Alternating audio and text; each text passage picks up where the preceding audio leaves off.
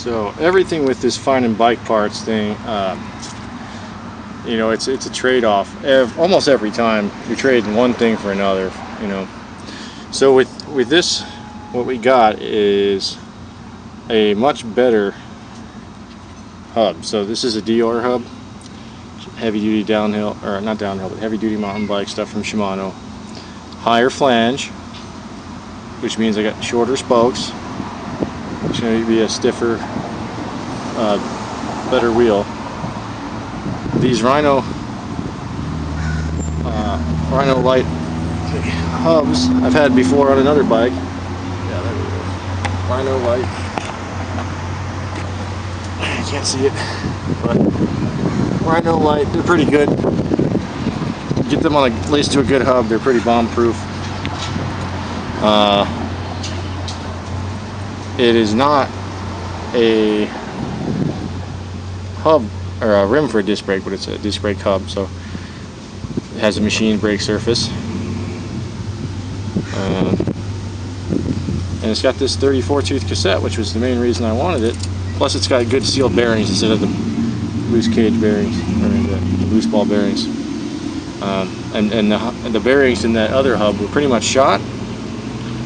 These bearings are very good, like probably close to new. The reason that this wheel is in the trash can at the bike shop is because the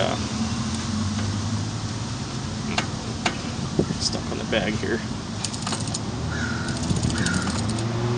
The free hub body is toast, or probably not toast. Probably just needs to have the cassette removed, which I don't have the lock ring tool for this. But take the cassette and pull it off, and then there's a snap ring, you know, one of those circular rings that you take that out, and the free hub body comes off. There's bearings loose in there, and then the paws inside there, the ratchet, those are probably just full of dirt and probably need to be cleaned out.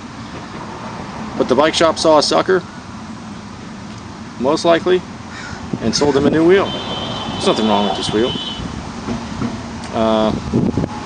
other than the kind of funny wear here. It's not flat. It's kind of got a groove, like a contour, and that's just because they were riding the thing with the brakes adjusted wrong and not cleaning the grit off the brakes, most likely. But always a trade-off. So I got a better, thicker, quick release, heavier duty hub with higher flanges, which is going to be shorter spokes, which means it weighs a little bit less and it's stronger. 2 more teeth on the cassette, so this is 11 through 34. Wider rim, so it fits better with these 1.75 tires that I have. I think they're 1.75 Kenda. There we are. Yeah, 1.75. And so it feels better when I'm riding. It doesn't squish as much. We found this bin yesterday. So it's always a trade-off. You get 1 or 2 things that are better and 1 thing that's a pain in the ass. And so hopefully when we go through Oakland or Berkeley, we'll be able to stop at one of the bike co-ops where they have the Shimano cassette lock ring remover tool. We'll be able to take that off and scrub out the paws inside the ratchet, you know, the ratcheting mechanism inside the free hub body, get the dirt out, lube the bearings, lube the I forget what they call it, but what the paws grab onto, and it should be good to go. Hopefully, that's best case scenario. It's just dirt. Worst case scenario, need a new free hub body. That's about $30, $30 to $40 usually.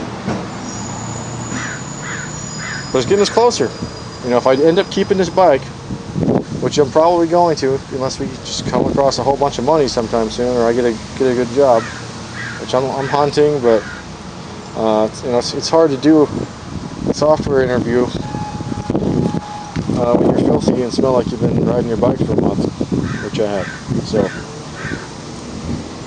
that's a little lesson there on picking bikes and the trade-offs that are pretty much always going to be experienced.